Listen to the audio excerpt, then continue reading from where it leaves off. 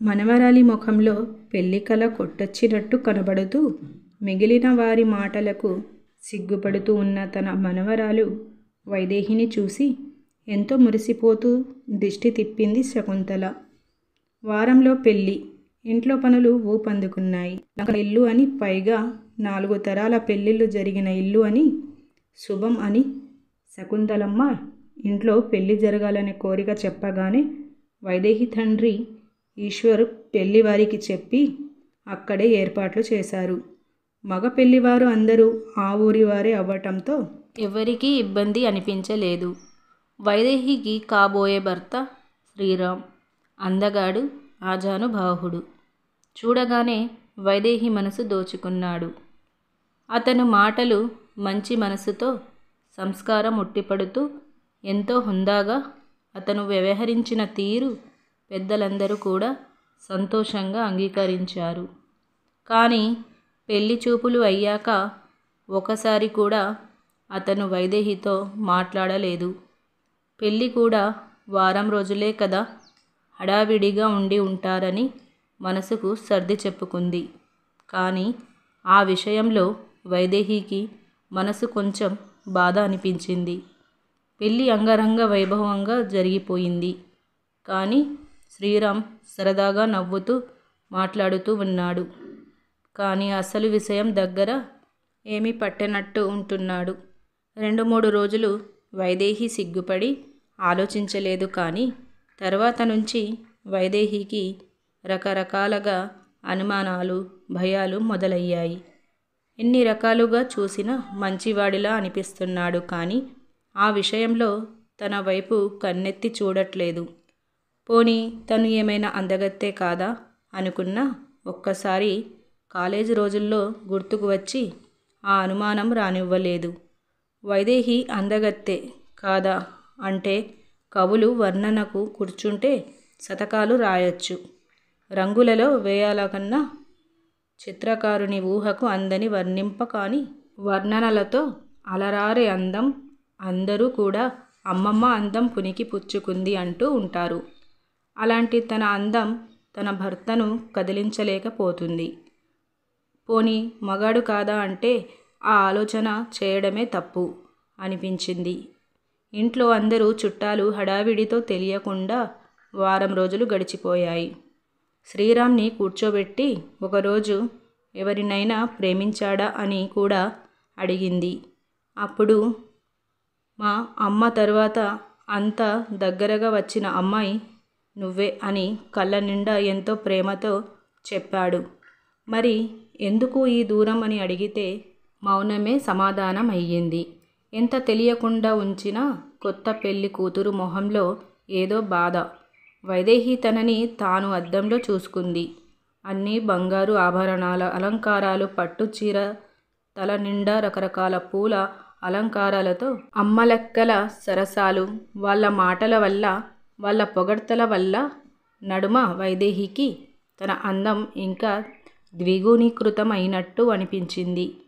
కానీ తన భర్త ఓరకంటి చూపు కోసం తనువు మనసు విలవిలలాడిపోతుంది. తన ఎదురుగా వస్తున్న భర్త పొగడ్త కోసం ఎదురుచూసిన ఆనందం క్షణంలో తనను కన్నెత్తి కూడా చూడని భర్తని చూసి ఆవిరైపోయింది. 10 రోజుల నుంచి అణుచుకున్న బాధ గుండెను బరువెక్కించి మోయలేక కళ్ళ వెంట కిందకు జారుతుండగా ఎవరూ చూడకూడదు అనుకుంటూ పెరటి వెనుకకు వెళ్ళి తనకు ఎంతో ఇష్టమైన బోగడి పూల చెట్టు కింద ఉన్న అరుగు మీద కూర్చొని వెక్కి వెక్కి మనసారా ఏడిచింది.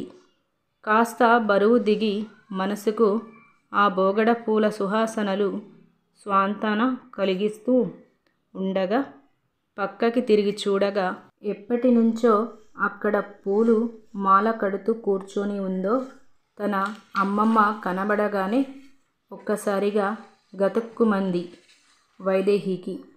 కానీ అమ్మమ్మ ఏమీ అనకుండా చిన్న చిరునవ్వు నవ్వుతూ అమ్మలు కాస్త కృష్ణయ్యకి బోగడి పూలు అలంకారం చేయాలి, కాస్త మాల కట్టి ఇవ్వమ్మా. పూలు ఏరేసరికి మీ తాత కనిపించారు. కాస్త కూర్చుంటాను అని అనగానే అయోమయంతో లేచి వెళ్ళి అమ్మమ్మ పక్కన కూర్చొని మాల కడుతూ అమ్మమ్మని చూసింది. కళ్ళు మూసుకొని బోగడి చెట్టుకు ఆనుకుని చిరుస్వేదంతో ఉన్న అమ్మమ్మ మొహం ఎంతో అందంగా హాయిగా అనిపించింది. తెలియకుండానే అప్పటి వరకు తను అనుభవించిన బాధ తాలూకు నీడలు తనలో ఇప్పుడు ఏమీ లేవు. ఒక చిన్న బంగారు గొలుసు, చేతికి 2 బంగారు గాజులు, వేలికి ఒక ఉంగరంతో నిమ్మపండు మేని రంగులో ఆకుపచ్చని చీరలో కొద్దిగా కనిపిస్తున్న ఆ తెల్లని పాదాలను చూస్తూ వైదేహి ఒక్క క్షణం కట్టడం ఆపి, ఏమి అందం ఈ వయస్సులో అనుకోకుండా కూడా అని ఉండలేకపోయింది. అనుకోకుండా బయటకి కూడా అనేసింది. ఆ మాటలకి శకుంతలమ్మ చిన్న చిరునవ్వుతో కళ్ళు తెరిచి, ఎవరే పిల్ల, మీ ఆయన అందం గురించా అని అనగానే ఒక్క క్షణం మనసు బాధతో మూలిగింది. అది వెంటనే దాచుకోలేనంతగా మొహంలో కనబడింది. అందున వైదేహికి అమ్మమ్మకి చిన్నప్పటి నుండి సాన్నిహిత్యం చాలా ఎక్కువ. అమ్మ కంటే కూడా అమ్మమ్మతోనే ఎక్కువ సమయం గడపటం వలన వైదేహి ముఖంలో బాధని అమ్మమ్మ ఎప్పుడో గుర్తించింది. కానీ తను చెప్తుంది అని ఆగింది. ఇప్పుడు ఆ సందర్భం వచ్చింది అని శకుంతలమ్మకి అర్థమయ్యింది.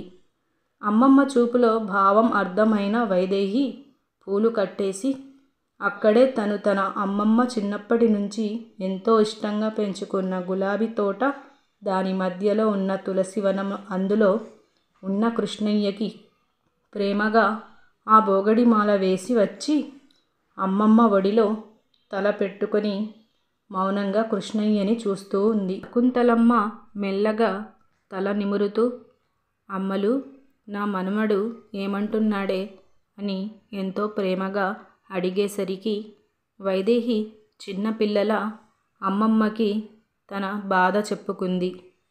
మొత్తమంతా విన్న శకుంతలమ్మ ఏమీ మాట్లాడకుండా కళ్ళు మూసుకొని తన భర్తని తలుచుకొని, తను ఎప్పుడూ పాడుకునే పాట, అది కూడా వైదేహికి ఎంతో ఇష్టమైన కృష్ణయ్య పాటని ఎంతో రాగయుక్తంగా పాడుతూ వైదేహి తల నిమురుతూ ఉంటే మనసుకు హాయిగా ఉండి తెలియకుండా అలానే అమ్మమ్మ ఒడిలో పడుకొని పోయింది.